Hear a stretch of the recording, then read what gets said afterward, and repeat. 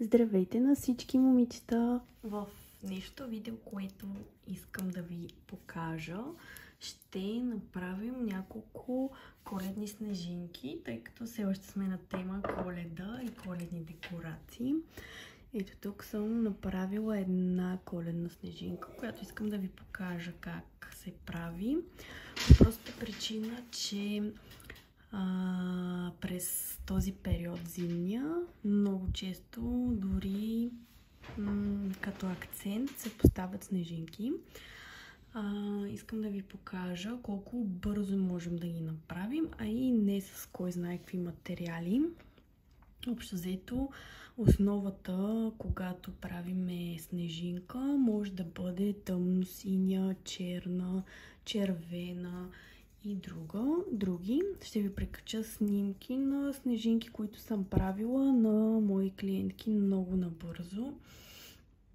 И те са не са върху черна основа, тъй като тук сега искам да направим върху черна основа.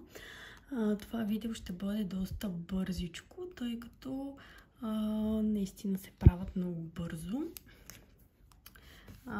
За целта ни трябва черен гел лак и бяла гел боичка. Взимам си от гел боичката.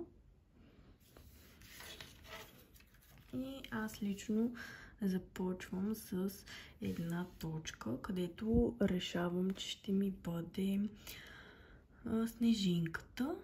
Примерно този път ще е тук. Трябва да е малка точка. И започвам да си разпределям къде ще имам такива по-големи, ако мога да го нарека перца. Ето така. Примерно в тези посоки. Може и, кажем, и тук една по-голяма. И няколко по-манички. Ще ги набележа ето така. Така. След като съм си го направила това, сега започвам примерно от ето тази.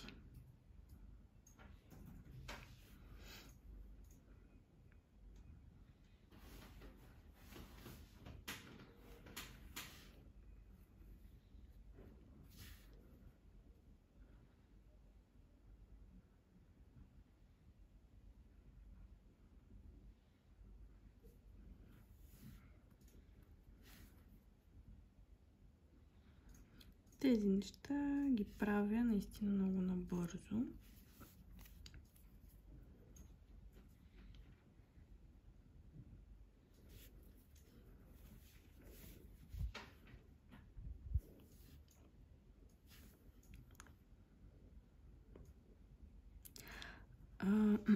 Нещо друго, което искам да спомена е, че по принцип, нали, в природата няма едно с едно еднакво, така че не се притеснявайте, ако примерно тази снежинка не е еднаква с другите, защото сега със сигурност ще ми се получи нещо съвсем различно. Аз в момента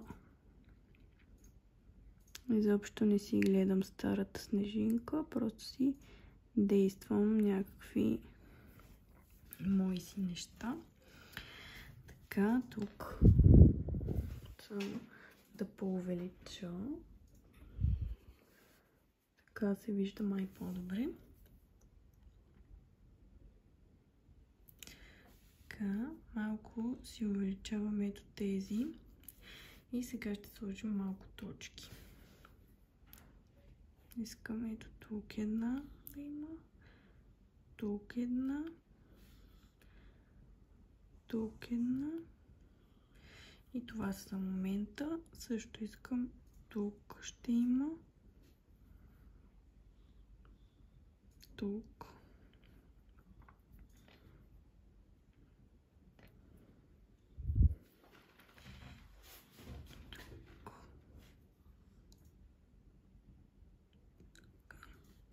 Тази тук няма да се вижда.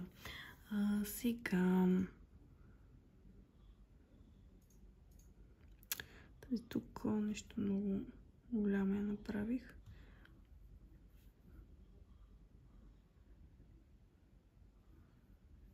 Ще изтрия, да харесва.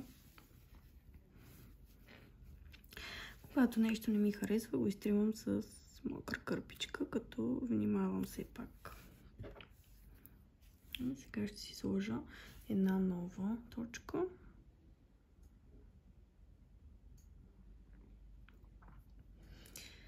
Така, сега ще изпечем. Ето какво се получи до момента. Сега продължавам с самите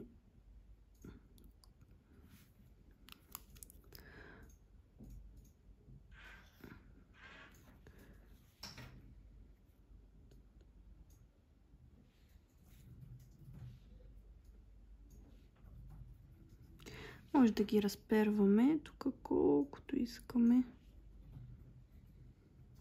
да станат малко по-ефирни и големи.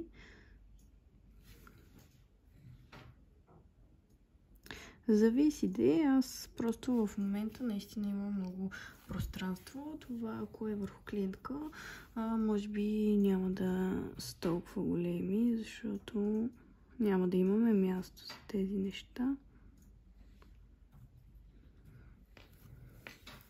Но сега наистина имаме много място.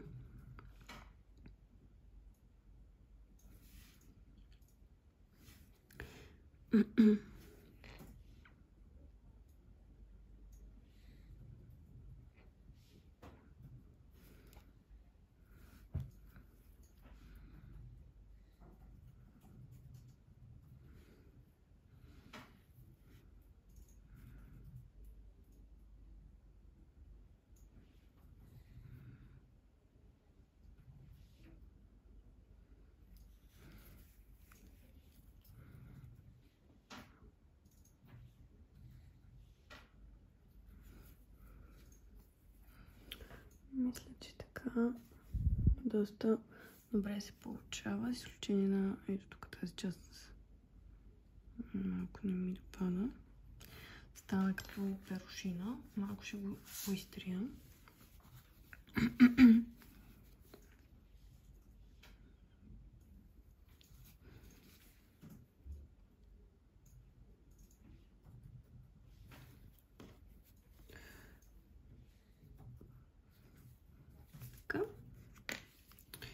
И сега го доправям тук така, а тук на тази страна. И мисля, че така е супер. Ето вижте, получи се една снежинка, много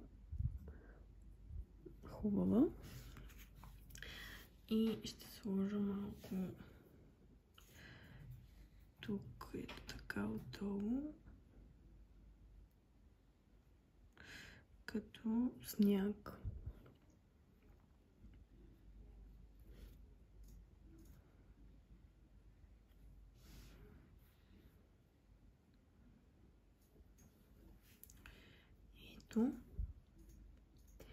И можем, ако искаме, можем в средата да сложим едно камъче. Също ще се получи доста готино. И виждате, доста бързо се получи тази снежинка. Малко на мен, честно казано, ми идва леко прекалено с тези снежинки. Затова ги махам. Може би само отгоре ще останат. Ако решите, може да направите релеф на самата снежинка. Ето вижте, сравнена с другата. Мен другата повече ми допада, честно казано.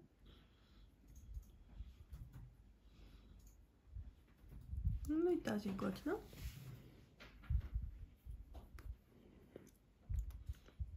Вие какво мислите, коя ви харесва повече?